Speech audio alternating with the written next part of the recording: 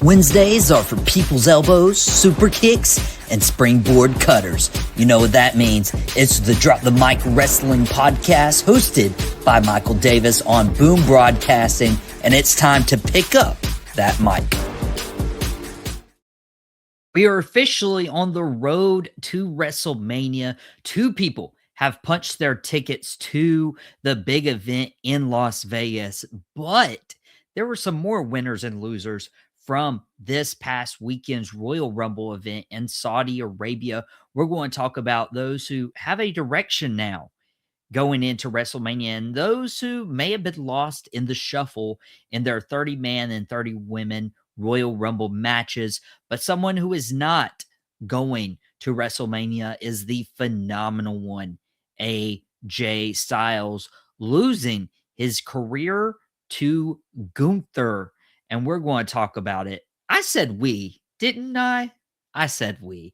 And I am going to be joined by somebody who was on the most recent episode after some winter storms and a little bit of sickness over the last couple of weeks. I am finally back for Drop the Mic, and Out of Pocket returned yesterday as well. So we are in full effect with Boom Broadcasting. You guys aren't subscribed, what are you doing? Go ahead and subscribe to the Boom Broadcasting YouTube channel and catch Drop the Mic, catch the Nightcap, catch WOD, and catch all these other programs. But I'm being joined by the guy who joined me a couple weeks ago from the Watauga Democrat. I got Zach Colburn, and then I got a really good friend of ours, Josh McKinney, as well. And Josh, you also write for a newspaper, don't you? Yeah, so I'm with the paper. We're a weekly, comes out on Saturdays in Morganton, North Carolina. I've been there about 2.5 years now, I guess. We're a pretty new product, only been around about 3 years. So, yeah, I write about sports for them. So if you guys are doing math, they're about twice as old as Boom Broadcasting. That's approaching 2 years later this summer. So we'll eventually all hit the 10-year mark, and hopefully none of us end our time at the 10-year mark, much like AJ Styles did this past weekend against Gunther. Now, I wanted to get your guys' opinion on this. If you weren't aware, and spoiler alert, of course, but there's no spoilers in the world of social media, AJ Styles, he put his career on the line against Gunther. Gunther retired Goldberg last year. Gunther retired John Cena back in December. And then now is AJ Styles. And AJ had to put his career on the line. He accepted. And then there was a couple nuances coming up in programming, mentioning that AJ Styles and his WWE career, he'd have to put up on the line. So with this discrepancy, guys, I started to think, watching AJ Styles and Gunther's match, it was incredible. But the more they say WWE career actually makes me think that AJ Styles might not be done completely in the ring. But he's also been on record of saying, hey, I don't want to be doing this in my 50s. And he is pretty much a man of his word as well. I don't see him being a Ric Flair trying to chase, alimony money, because AJ Styles doesn't need alimony money. But Josh, you're back here. What do you think about AJ Styles? Did they add the WWE career as a twist just in case AJ Styles were to pop up in another company? I think they may have. I noticed that terminology being used, and obviously AJ started, really got popular in TNA, and that's where he made his name. And so with the partnership going on, I thought maybe, he does go to TNA, but I don't know. I mean, Triple H, Peter Rosenberg would have you believe he's done, but I don't know. Never say never in wrestling, I guess. You really never have to say never. And Triple H was very adamant, hey, his career's done. he wanted to retire here. But Zach, it didn't feel as satisfying. I get he debuted 10 years ago at the Royal Rumble, but it didn't feel as satisfying that his final match ever would be in Saudi Arabia. No, no, you wouldn't expect a retirement match to take place either in that location or really at the Royal Rumble. I mean, when you think career-ending matches, I mean, how many times have we seen a career put on the line at WrestleMania? That's, you look at Shawn Michaels, look at Ric Flair. But to be fair, you look at Saturday Night Main Event, John Cena, but John Cena was also at the end of the year, so I mean, it could have been really any of them. But I mean, it's just it does feel it felt odd that he decided to end his career really on foreign soil. It really is, and it just doesn't sit well with me to see a retirement in Saudi Arabia. And for AJ Styles, I don't know if AJ Styles personally believes a lot of the stuff that's represented over in Saudi Arabia. He's been an outspoken Christian. Um, it just it doesn't feel right, but it also doesn't feel right if AJ Styles is like, "Yeah, I'm retiring, I'm done," and then pops up somewhere else in 6 months because everybody's going to be like, "Whoa, I thought you said you were done. I thought you were a man of your word. Oh, was this all pomp and circumstance?" Josh, would you be upset if he did show up in another company, or would you be like, okay, let's say he goes to AEW and has all these matches at his disposal, like Swerve Strickland, Hangman Page, that we didn't get to see, or even a TNA revival? Yeah, it's interesting. I've been thinking about this a lot today, and it makes the most sense for his career to end where he started and really made his name. I know he had a little short stint there in WCW, but TNA is really where AJ Styles got big, where he became a household name. And but when you look at the TNA roster, there's not a whole lot of dream matches for AJ Styles there to me. I mean, you look at AEW, you've got Samoa Joe, the history there. You've got, you mentioned some names, you've got Okada, you've got Omega. You've got a lot of names that, these guys could put on classics. I personally don't watch AEW as much as I used to. I would rather see AJ go to TNA, and if he is going to come back, I would not be mad at it. But maybe he wants to help them out with their new TV deal. Maybe try to bring some more eyes to the product. But it is really hard to think of somebody. I know there's the Mike Santana possibility. That doesn't scream dream match to me, but he is kind of the new standard of TNA. That's what he's being billed as. So I don't know. It'll be interesting to see. And Zach, we were talking just a couple weeks ago with TNA's debut on AMC, what that could mean for the company. And we talked about AJ Styles was showing up on the debut and just came out as the rah-rah guy. And, this is the house that AJ Styles built. It wasn't SmackDown. That's The Rock's territory. That's the people's show, if you will. But with AJ Styles, like, he looked at Kazarian and he teased a match there. There's a Leon Slater that AJ Styles could go head to head with.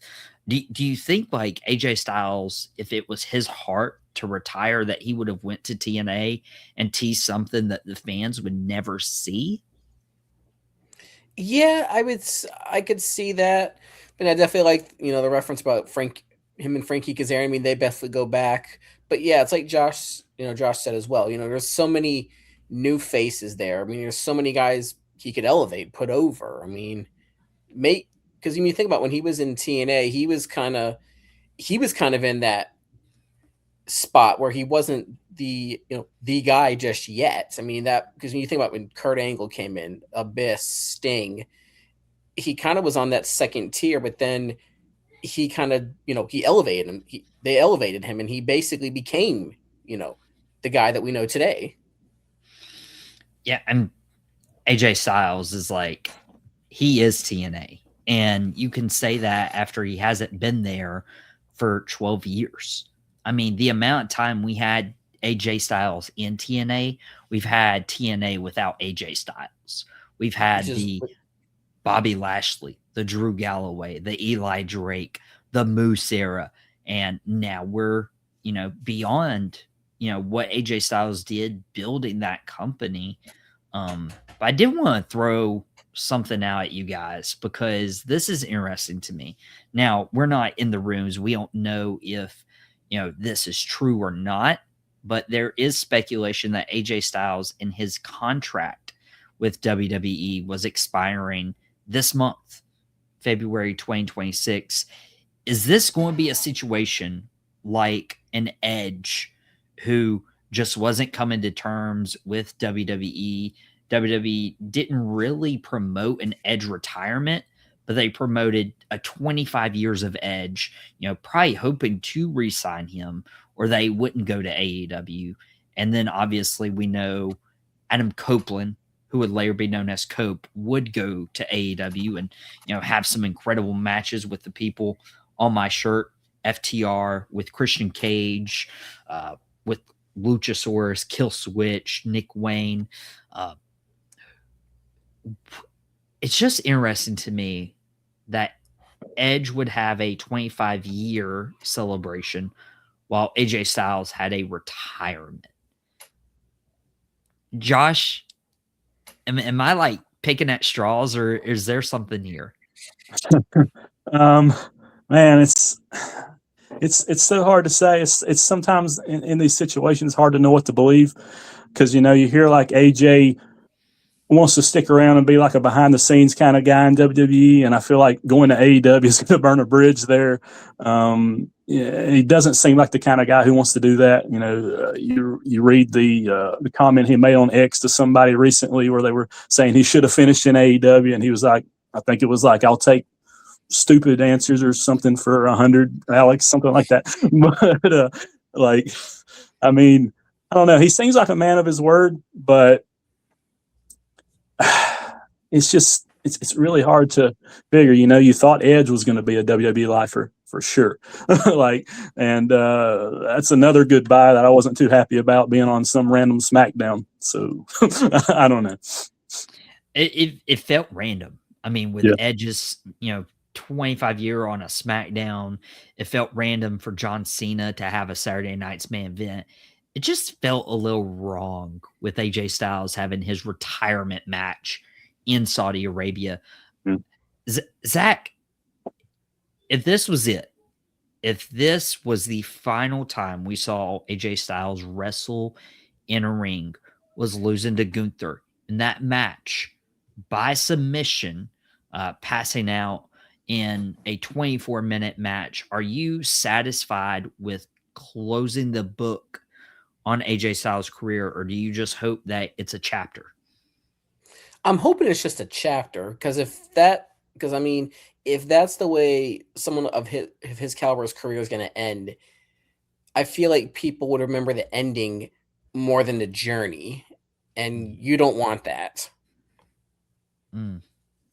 Josh, what do you say? Are you satisfied if this is how it all came to an end? Definitely not. I would love to see AJ have another run with the world title.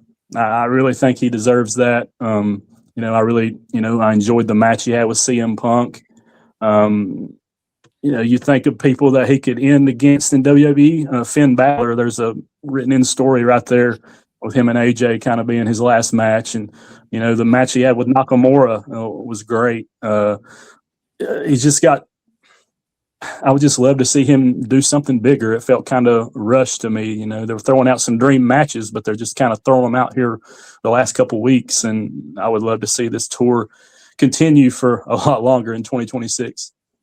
And when we brought up Edge and we, compared it to him, but when you were talking, I started to think back to a Shawn Michaels who was very content on, hey, I'm putting my career on the line. If I can't beat The Undertaker, I don't deserve to wrestle anymore. And AJ Styles kind of carried the same premise.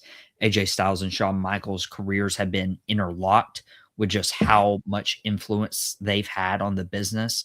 But you also have The Undertaker, who knows how many times The Undertaker left his boots and his jacket and his hat in the middle of the ring, only to come back for, what would be the final match against AJ Styles in the Boneyard match at WrestleMania in 2020. AJ Styles, I could totally see being Shawn Michaels and saying, hey, I'm good. I'm done. I don't need to do this anymore. I want to walk away while I'm still performing at my peak and people still want that dream and that one more match.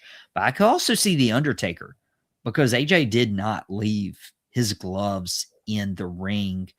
Josh, you brought up, so many feuds and so many programs you'd like to see. How could WWE write AJ Styles back into the program if AJ's like, hey, I've thought it over. Let me go one more year. Let me have that retirement match at WrestleMania next year when he's 50. Can they make this work? I'm sure they could somehow. I mean, there's got to be a way, you would think. I know Elimination Chamber's coming up soon. I don't know. It's interesting. I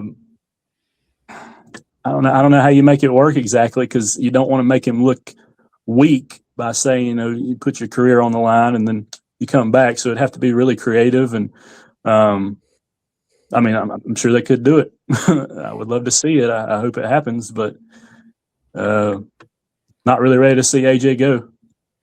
Zach, do you see any potential of them rewriting that story as Josh shows off his AJ shirt on the screen? Yeah, I could see. Well, we were you talk about AJ Styles and Shawn Michaels and how their careers are paralleled. I think back to a certain PLE that's coming up where Shawn Michaels goaded Undertaker into his final match and basically screwed him out of the world title. I could see something like that potentially happening, where Gunther enters the Elimination Chamber and AJ basically forces his hand. Okay. I can see that being written. And Zach, I really like that idea, because, I was struggling with Josh right there of like, AJ Styles has this integrity. If John Cena were to be like, hey, I'm not done yet, people would be upset. Be like, wow, you were all hustle, loyalty, and respect, and then you weren't. And you're trying to even be a good guy now. But for AJ Styles, if he were to have that grasp and hold on to it, and it just felt rushed.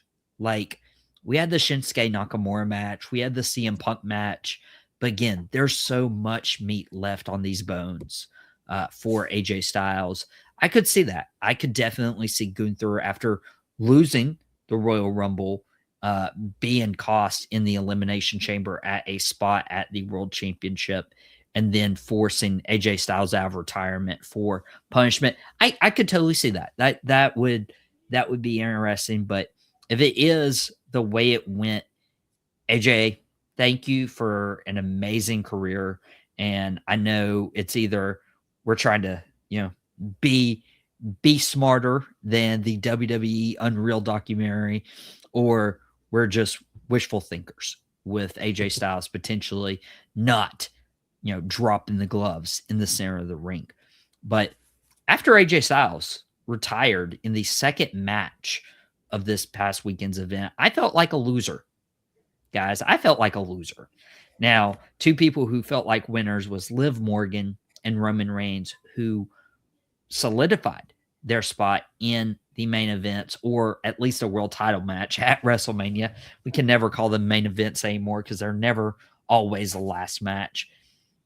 But I want to talk about some people who may have actually won. And so it's not always cut and dry with Roman Reigns and Liv Morgan, and everybody else is just, oh, they're getting buried. No, there's character development. There's story advancement. There's a little bit of credibility. So I wanted to run through a list of people and just ask you guys, do you see any of these people just proving themselves and making a name for themselves? What I wanted to do was start with the women's match, because that was the one that opened the show, and who opened the entire thing was Charlotte Flair and Alexa Bliss. And I'm asking you guys this together because they've been a tag team. Charlotte was hey, every woman for herself. Gets Alexa Bliss out of there. Charlotte, I believe, was the Iron Woman of this entire match. And Charlotte Flair stayed in at 59 minutes and 49 seconds. That's even more than any of the men lasted. Do you think Charlotte and Alexa came out as winners or losers from this, from a tag team perspective and as an individual perspective? And Zach, I'll throw that question at you.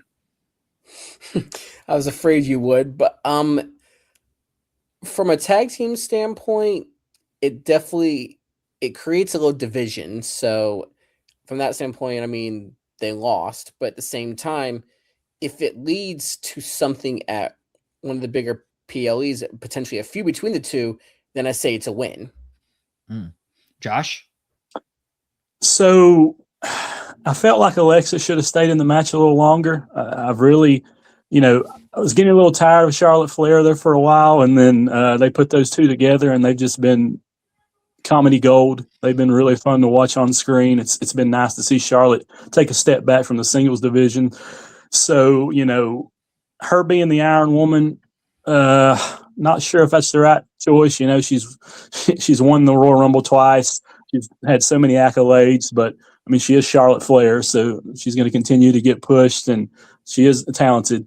It's definitely a win for her. For Alexa, I heard there might have been a botch there. Maybe she wasn't supposed to be knocked out. I don't know if that's true, but I mean, she was in it for about 13 and a half minutes. I don't know. I would like to see Alexa get a little more there, and I really don't want to see these two break up anytime soon. I think they're doing great work and can still get some mileage out of this. So as a tag team, probably an L. Yeah, and that was a great point. Alexa Bliss lasting 13 and a half minutes. No eliminations.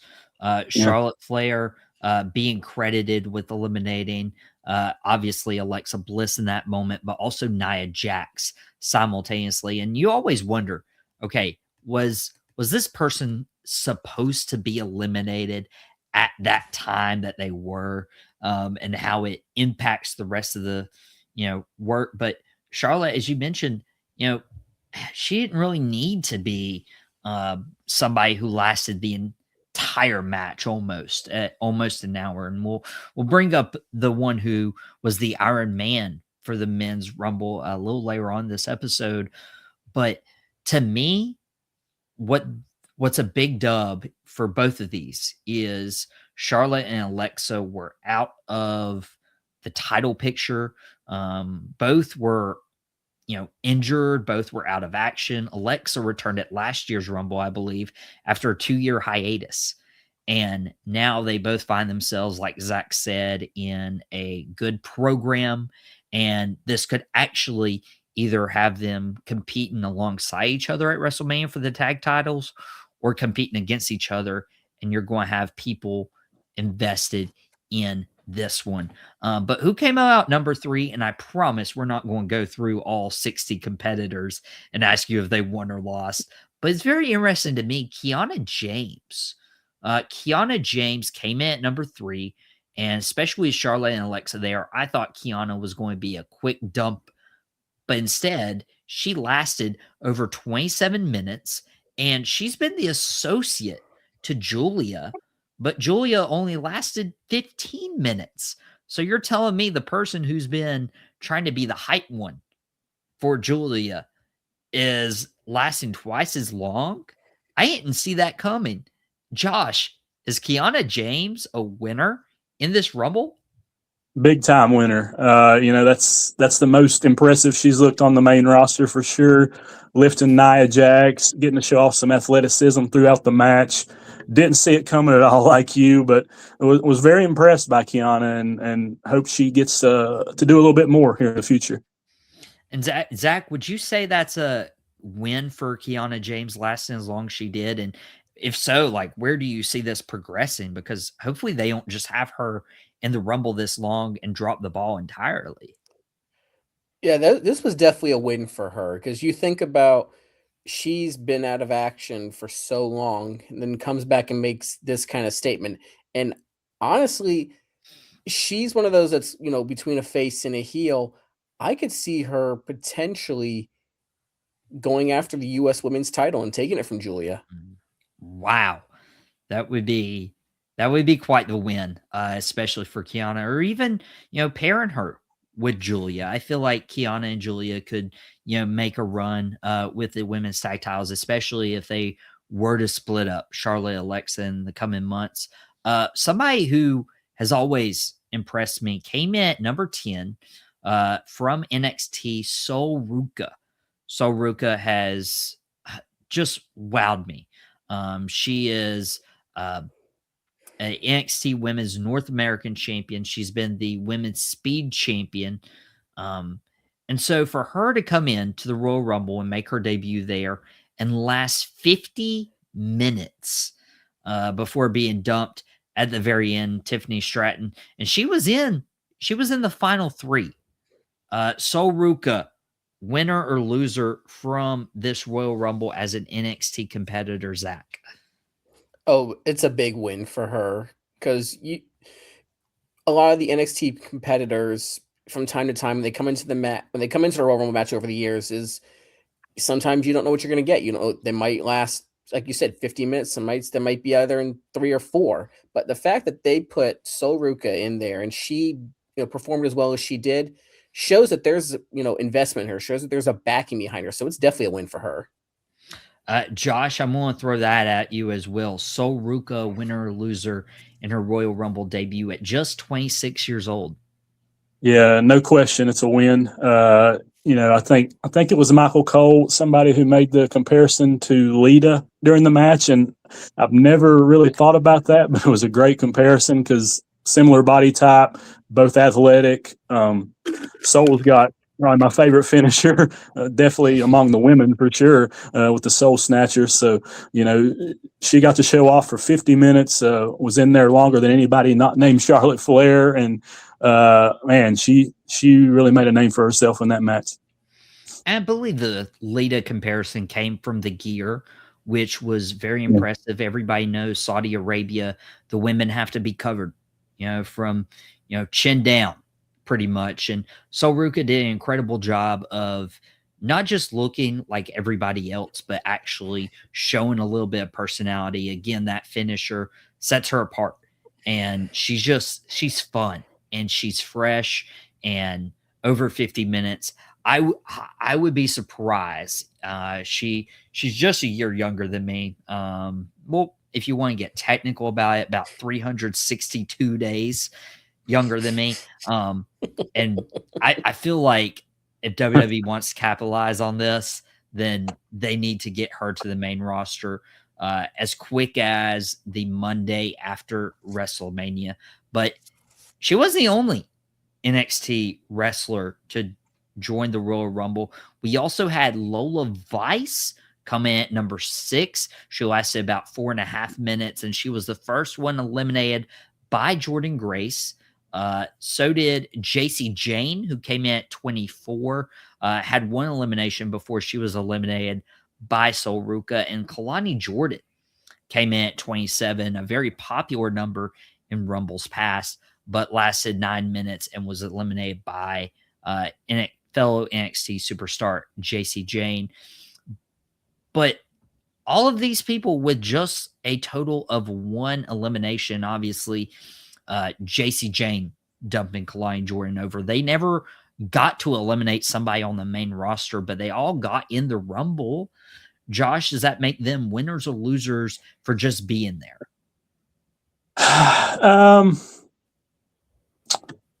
That's a tough one. I mean, I don't really remember much of what any of them did that really stands out because, like you just said, they weren't in there for very long. I mean, I guess for them, it's great to be in the match.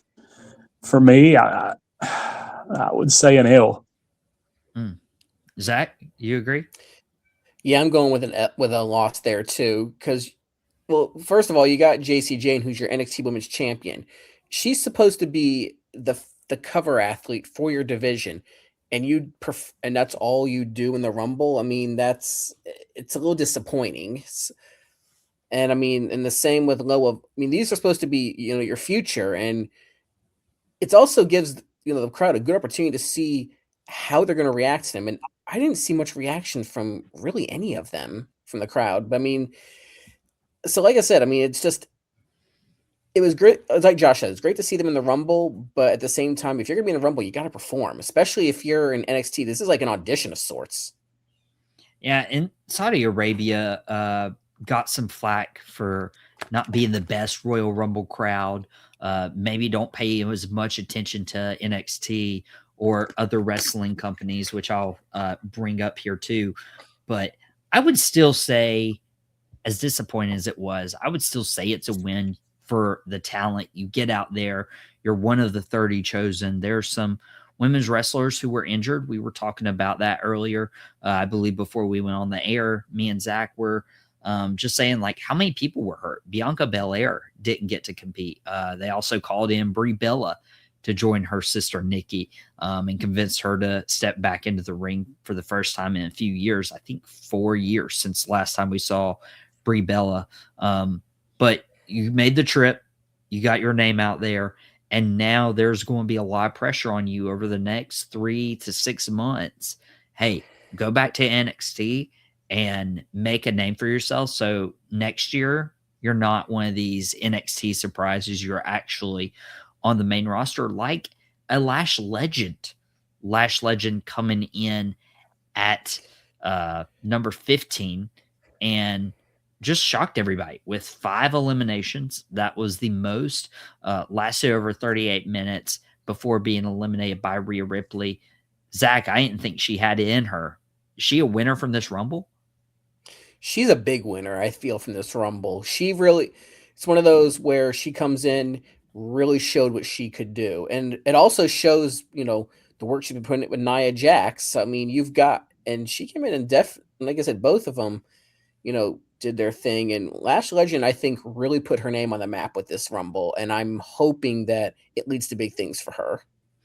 Josh, I'll be honest. I did not expect somebody like a Lash Legend, younger in the business. I just didn't see her lasting 38 minutes. Do you think she's a winner from this? Yeah, I agree with Zach for sure. And, you look at the names that she eliminated. You've got Jordan Grace. You've got the Bella Twins. You've got Charlotte Flair. You've got Io Sky. I mean, these are either, Hall of Famers, future Hall of Famers. Jordan Grace has got a really bright future.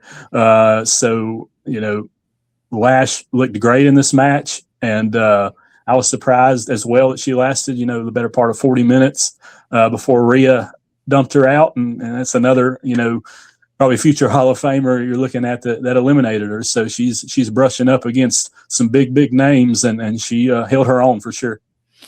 I will say this. Now, I'll push back a little bit, and I'm going to say she's a loser. And here's why. Lasting 38 minutes. But look at who she eliminated. Lash Legend eliminated Brie and Nikki Bella. Nikki is over on Monday Night Raw. Brie Bella is a legend. She'll likely be doing something on Monday Night Raw side. Lash Legend eliminates Io Sky, former women's world champion, but also on Monday Night Raw. Charlotte Flair is eliminated by Lash Legend. Charlotte Flair is going to be doing something with Alexa Bliss. And then the only other person Lash Legend eliminated was Jordan Grace. But they keep teasing something with Jordan Grace and Jade Cargill. So here I am sitting here saying, okay, could she have eliminated Nia Jax? There could have been a good story for Lash Legend to overtake Nia Jax. She could have eliminated Tiffany Stratton instead of Stratton making it all the way to the end. She could have eliminated Julia and getting a United States Championship opportunity. I feel like Lash Legend could have eliminated somebody to put her into a program. That's the only pushback, even though very impressive performance. Then you have Liv Morgan, who won the Women's Royal Rumble. But what about her Judgment Day counterparts, Raquel Rodriguez was, she was getting, a lot of minutes. She had 35 minutes in this one, and went down to the wire before being eliminated by Liv Morgan. And then you also had Roxanne Perez, who lasted about 22 minutes and got eliminated by Rhea Ripley. Do you see Raquel and Roxanne coming out of this event as winners or losers now that Liv Morgan's taken the step above them to main event WrestleMania, Josh? So Raquel's been featured a lot here lately and getting a big time shine. I know, as we're recording this, she's wrestling Stephanie Vakir tonight for the title on Raw, and that's she's been getting a big push, and big sexy Raquel Rodriguez been getting it done. I'm a big fan of hers, and I think she did well. Over 35 minutes. Roxanne a little bit, in their 22 minutes, no eliminations. I thought, obviously last year was kind of a star-making performance for her in the Royal Rumble with over an hour. Could have done a little better with her, I think, this year. So I'm a little split. I would say overall, though, I think it is a win because I think it furthers, and I do think this should happen. Liv Morgan and Raquel Rodriguez, I think, should be the future world title match for the Raw women's title. And, is there a possibility it could turn into a triple threat with Roxanne? Maybe. It could be interesting. So I think it could be a win overall for the storyline development. Wow, dissension there, and already crowning Liv Morgan as champion after WrestleMania. Zach, what do you say for Raquel and Roxanne after this weekend? I think they are both wins as well, because you look at how long they lasted, and you look at who, does it enhance storylines? I feel like it does, especially with how it ended, and then just. With Judgment Day, there's always a little bit of dissension in the ranks in some way, shape, or form, regardless of how well they're getting along. So I feel like it's going to, like I said, it's like you said, it pushes a story. And like I said, now we get to see what happens. Now we get to see what happens. And we also get to see what happens after the men's Royal Rumble. We had some big names in this Royal Rumble. We were also missing some names. Notably, Dirty Dom was not in this Royal Rumble. Neither was Finn Balor. Obviously, the counterparts to Liv Morgan, Raquel, and Roxanne in Judgment Day. But we did start out with number one, and it was Oba Femi. Oba Femi comes out with it was a performance that they on commentary compared to Brock Lesnar in 2020, when Brock Lesnar took out half of the Royal Rumble, and it really felt like the tale of two halves before Lesnar got eliminated by Drew McIntyre. But Oba Femi comes out, eliminates Braun Breaker immediately after a mysterious attack. And then you eliminate Solo Sikoa quickly after that. You eliminate Rey Mysterio, a Hall of Famer, quickly after that. And then you eliminate Rusev in 30 seconds. And later on, Oba Femi would also, I feel like Oba Femi eliminated somebody else, Matt Cardona. Matt Cardona. Right. And it was just like boom, boom, boom, boom, boom. Doesn't eliminate anybody else before he's eliminated by Brock Lesnar, somebody who he drew comparisons to at the beginning. Oba Femi still hasn't declared for Monday Night Raw, Friday Night SmackDown. I believe there's going to be some screen time for where he lands. But Oba Femi, is he a winner or a loser after his first appearance in WWE on the main roster, Zach? He's a winner, I feel, because, well, it's like you said, former NXT champion, and he came out and performed well. And like you said, and I like the comparison to Brock Lesnar from the 2020 Royal Rumble, because he just came out and just did what he was supposed to do, dominate. And he, like I said, drew high praise. And like I said, he's going to be sought after between Raw and SmackDown. I'd be curious to see where he goes, but it's a win overall, and I can't wait to see what happens with him going forward. Josh, I'm curious if there going to go with, okay, he eliminated Solo or Ray or Rusev or Matt Cardona, or if they're going to go with Brock Lesnar eliminated him. Now Oba's got to step up. Depending on the direction they go with Oba in WrestleMania season, is he a winner or a loser out of this? I think he's definitely a winner. I think they've played it really well so far. You know, he had the match with Cody Rhodes on Saturday night's main event back in December and looked really good. They didn't make him take the loss there. He looked great in the Royal Rumble, you know, eliminating some nice names there. So, you know, I could see a feud with someone like a Rusev. Unfortunately, that's not going to go well for Rusev if so.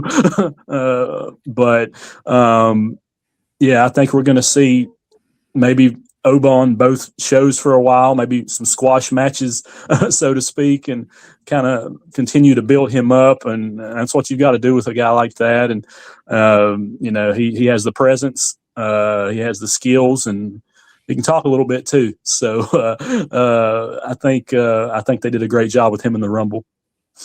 And it's very interesting because Oba being eliminated by Brock Lesnar, I would have personally preferred Obafemi eliminate Brock Lesnar. So I don't want to say he's a full-on winner yet, because they could have.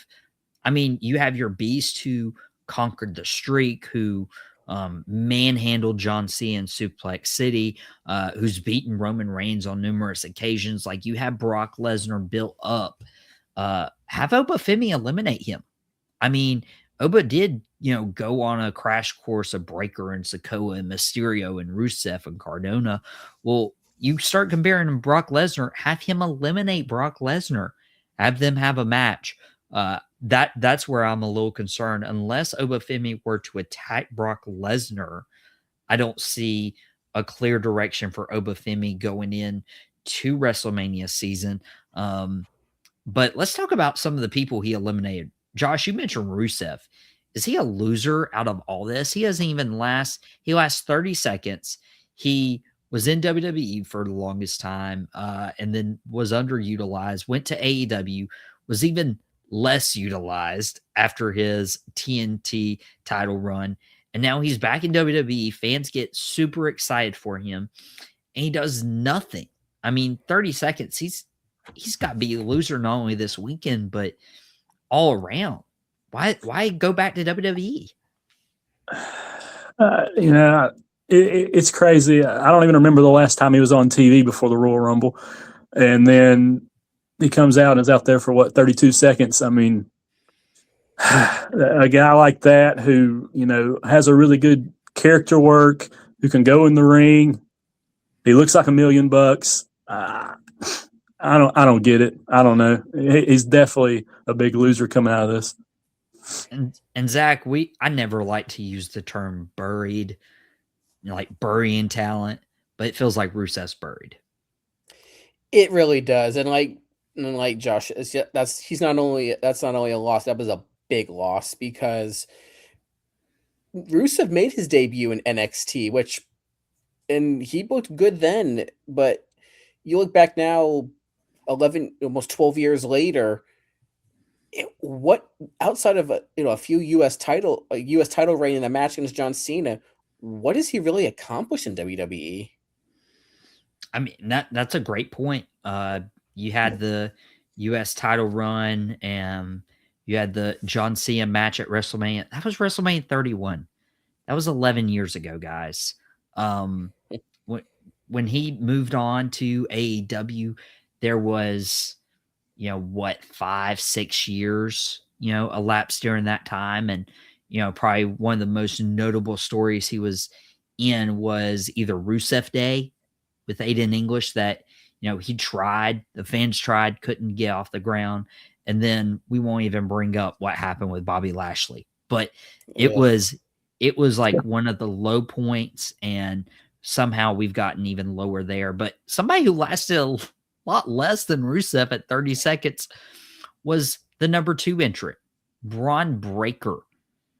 Braun Breaker attacked right before getting in the ring, was stomped into the mat on the outside before being tossed in, and Obafemi picks up the scraps and tosses Braun Breaker over. Braun Breaker lasted 10 seconds, and nobody saw that coming. Paul Heyman was all set. The vision was all set to allow Braun Breaker to win this match, but attack before it ever really got started. Zach, would you say that Braun Breaker being eliminated at number 2 is a winner or a loser this weekend? Just the elimination alone, definitely a loser. But with how it happened, it kind of enhances maybe two storylines. A, who's this mystery assailant, and B, could potentially set up something with Obafemi, because Braun Breaker's not going to take lightly to being eliminated like that. Wow. Did not expect the turn to Obafemi. Josh, is Breaker a winner or a loser? I think he's a winner as well, just because he's in a major storyline. People are talking about this, and this is only going to enrage him even more. And we know how dangerous Braun Breaker is when he's enraged. So I think overall he's a winner. Yeah, I would agree, guys. 10 seconds, you wouldn't expect that person to be a winner leaving the Royal Rumble weekend. But this clip is going to be played for the next 3 months, because whoever did attack him is going to reveal himself. And that person's probably going to have a match with Braun Breaker at WrestleMania. My assumption is that could be, somebody who is a visionary and is trying to take out the Vision's number 1 guy right now. But somebody who looked like a number 1 guy this past weekend was the man who stayed in there longer than Obafemi, stayed in there longer than anybody else. It's Javon Evans. Javon Evans lasting nearly 41 minutes, which comparative to Charlotte Flair, who almost lasted an hour, not that long. But guys, I'm going to go ahead and say I think Javon Evans is a winner. They're pushing this guy to the moon. Very big spots throughout the Royal Rumble match. Josh, I think Javon Evans is the winner of the entire weekend. I don't disagree. I think he looked great out there. Greensboro's own Javon Evans getting it done and on a big stage. And, the guy is athletic as all get out. So entertaining to watch. And, our friend Nate, remarked, he's tall enough to where he doesn't look out of place against other guys in there, even though he's got all that athleticism. So he came out of this looking just phenomenal. And Zach, he is bouncy. And Josh mentioning his North Carolina roots, got to meet him and see him for the first time at this local event called Squared Circle Champions. If you're familiar to the Western region of North Carolina, they actually have a show coming up this Saturday. Myself and Podcast Smitty from Quick Hits, Sharon Smith on Boom Broadcasting, we're going to be commentating that event this Saturday. If you're in the area, come check us out. Come say hey. Come take a picture. Zach's done it before and gets on the socials. So, but Javon Evans, as soon as I saw him in person, me and several other people, including my dad, were like, that kid's going to make it.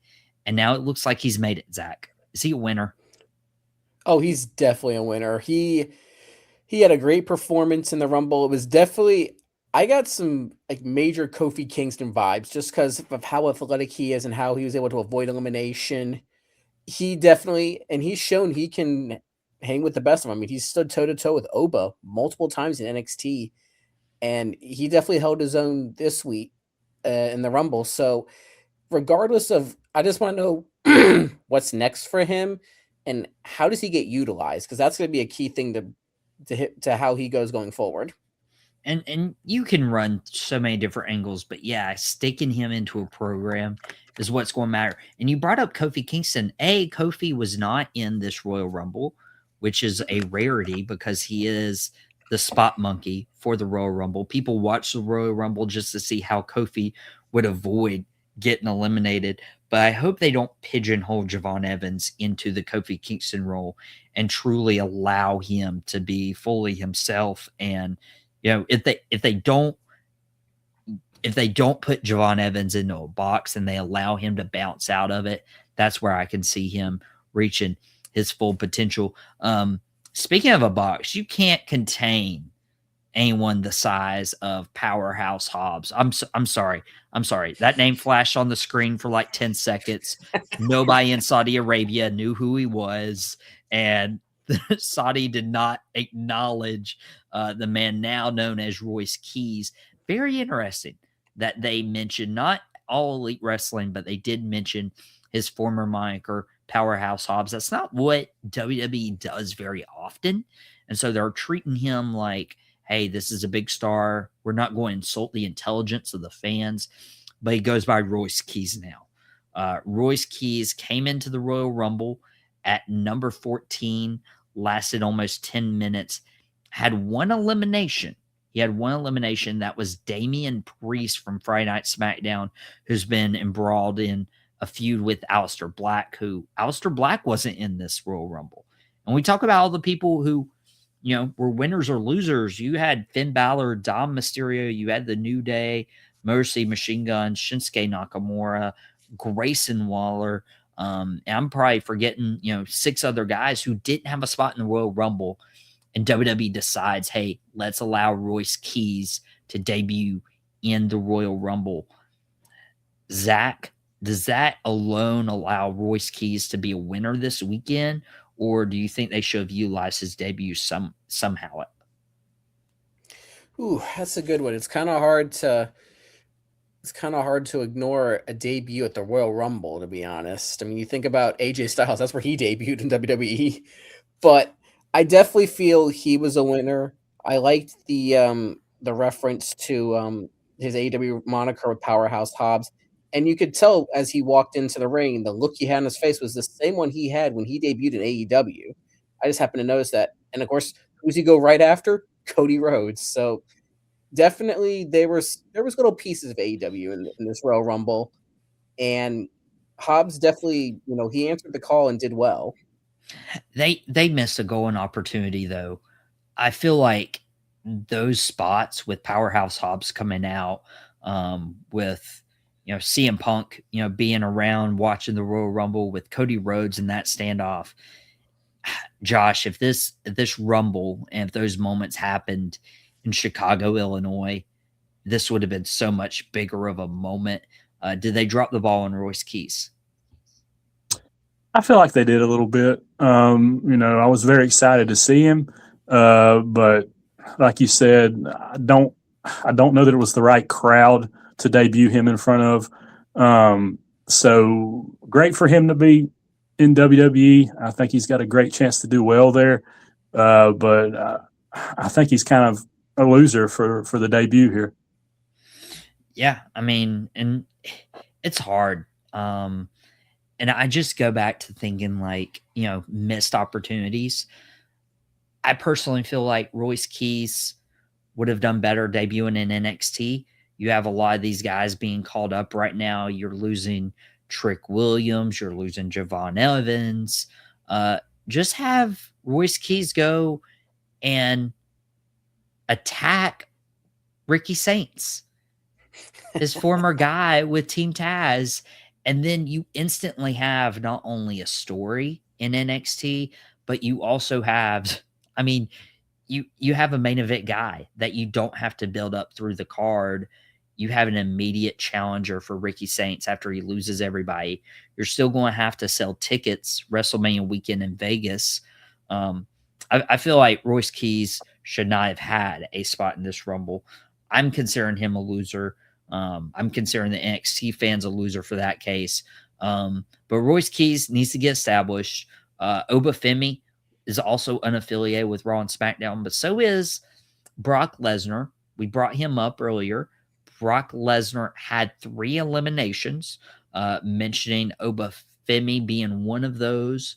Brock Lesnar also eliminating Ilya Dragunov from Friday Night SmackDown. But Brock Lesnar also eliminated Rey Fenix, by the way. Don't don't want to, miss Phoenix, even though he should have been there a lot longer than the 90 seconds he was. Could also be considered a loser in this Rumble. But Brock Lesnar, a lot of people are giving WWE flack for having him eliminated during a Jey Uso entrance. Brock Lesnar doesn't even go over and attack LA Knight or Cody Rhodes, who eliminated him. Brock Lesnar doesn't go off on Jey Uso in frustration in the entrance. It's just Brock Lesnar quietly makes his way to the back. And a lot of people don't think that was very useful, Josh. Was Lesnar even worth showing up to the Rumble in Saudi this weekend? I don't think so. I think it was kind of a wasted use of Brock Lesnar. Bring him out there for 5.5 minutes. I think it's just bringing a guy with some name value out in front of the fans there in Saudi. And so I think he's a loser. Zach, do you agree? Well, I'm probably going to take him to Suplex City for it, but I definitely consider Brock Lesnar a loser this weekend. I mean, because you look at how, not just for the setup between, going to Saudi, going in the Rumble, honestly, compared to years past when he's been in the Rumble, this is probably one of his worst ones because he only had 3 eliminations. He's slacking. I agree. And if you don't have it in Saudi, does he even show up? And with the Royal Rumble, you want to solidify, like, hey, this is who Brock Lesnar is going into WrestleMania season feuding against. I don't think it's Cody. Cody seems to be enthralled with Jacob Fatu. I don't think it's LA Knight. There's nothing really standing out about an LA Knight and Brock Lesnar match. Again, Oba Femi. If Oba eliminates Lesnar, then I could see it, but Lesnar eliminated Oba Femi. Lesnar eliminated apparently the next big thing. I feel like Lesnar, he doesn't lose credibility for his Royal Rumble appearance, but he definitely cashed in a big check, and WWE could have saved it on another superstar. But our final one before we get out of here is Gunther. Now, Gunther earlier in the night retires AJ Styles and goes on this career killer. He's retired Goldberg. He's retired John Cena. He's now retired AJ Styles. But he walks out at number 30. And Zach, Josh, I do not kid you. As soon as he walked out at number 30, I said, that is your winner. You put him in the Royal Rumble match and you let him win. And he's going after the World Heavyweight Championship. He's probably going after CM Punk at that point. He's probably trying to put CM Punk's career on the line at WrestleMania. Instead, Gunther is eliminated at the very end by your tribal chief, the head of the table, Roman Reigns. Gunther lasts a little less than 8 minutes. Has a couple eliminations. Eliminates Penta, eliminates Randy Orton. But talk about another guy who his spot, it didn't mean much. I mean, you just retired AJ Styles and you're going to go into the Royal Rumble match and not win it? Like, Zach, come on. Like, what is WWE doing at the end of the night? I don't know, man, but I definitely agree. Gunther was definitely a loser for the Rumble, for sure. I mean, you had the dude, if he goes in there, wins the Rumble, imagine the heat that is on him going into WrestleMania. It's freaking nuclear because you just retired John Cena, retired AJ Styles. You win the Rumble. You can. He would have basically been the most hated man, probably on planet Earth, going into WrestleMania, and probably Mars too. Josh, could you consider Gunther a winner or loser after this weekend? I'm going to go loser as well. I feel like, after the night he had retiring AJ Styles and all that earlier in the night, I feel like if he's not going to win the Rumble, then why even have him in it? So I would go with loser as well. I would say, if we take the Royal Rumble match itself, he's probably a loser. Deserved a lot more. But retiring AJ Styles, I feel like we're not going to remember Gunther being eliminated tonight or over the weekend. Instead, we're going to remember, oh, look at all the legends Gunther's retired, because I feel like Gunther's going to be retiring more legends. More legends are going to be like, hey, I want to give this guy the rub. He's put in the work. He's given all the effort in the world. But we know it's going to be a great match to have a good send-off. I don't know where he goes from here.